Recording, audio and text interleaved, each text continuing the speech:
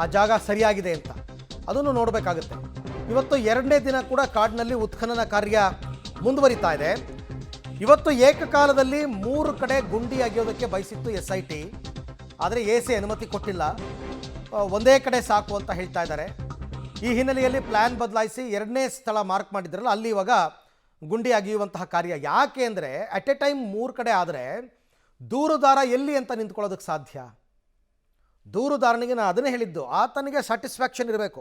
ಇದೇ ಜಾಗದಲ್ಲೇ ಅವರು ನಾನು ತೋರಿಸಿದ್ದು ಇದೇ ಜಾಗದಲ್ಲೇ ಗುಂಡಿ ತೆಗೆದಿದ್ದಾರೆ, ಸಿಕ್ಕಿಲ್ಲ ಅಂತ. ಆಮೇಲೆ ನಾಳೆ ದಿನ ನಾನು ಹೇಳಿದ್ದೊಂದು ಕಡೆ, ಇವರು ಗುಂಡಿ ತೋಡಿದ್ದು ಒಂದು ಕಡೆ ಏನೋ ಆರೋಪ ಬರಬಾರ್ದಲ್ಲ. ಹಂಗಾಗಬಾರ್ದು ಅನ್ನೋ ಕಾರಣಕ್ಕೇ ಒಂದು ಕಡೆ ಮಾಡಿ ಅಂತ.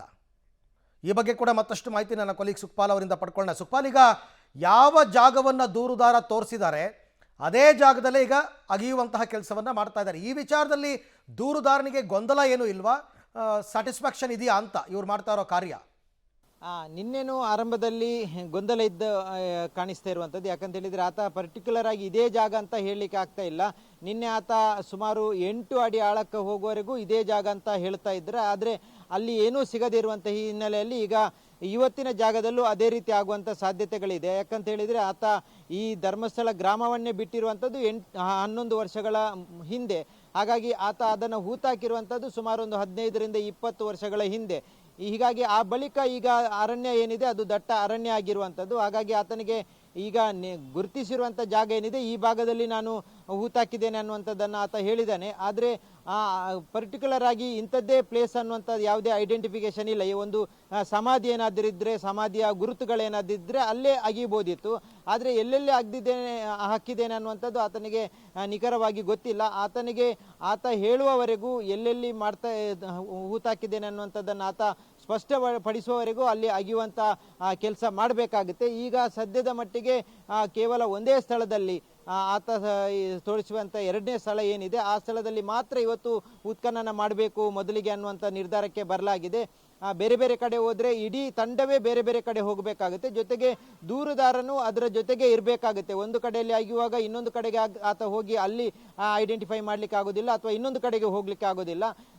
ಆತನ ಸಮಕ್ಷಮದಲ್ಲೇ ಆಗಬೇಕಾಗುತ್ತೆ. ಜೊತೆಗೆ ಎಲ್ಲ ಅಧಿಕಾರಿಗಳ ತಂಡನೂ ಅದರ ಜೊತೆಗೇನೆ ಇರಬೇಕಾಗುತ್ತೆ. ಹಾಗಾಗಿ ಕೊನೆಯದಾಗಿ ನಿರ್ಧಾರಕ್ಕೆ ಬಂದಿರುವಂಥದ್ದು ಕೇವಲ ಒಂದೇ ಜಾಗದಲ್ಲಿ ಮೊದಲಿಗೆ ಅಗಿಯುವಂಥ ಕೆಲಸ ಮಾಡೋದು.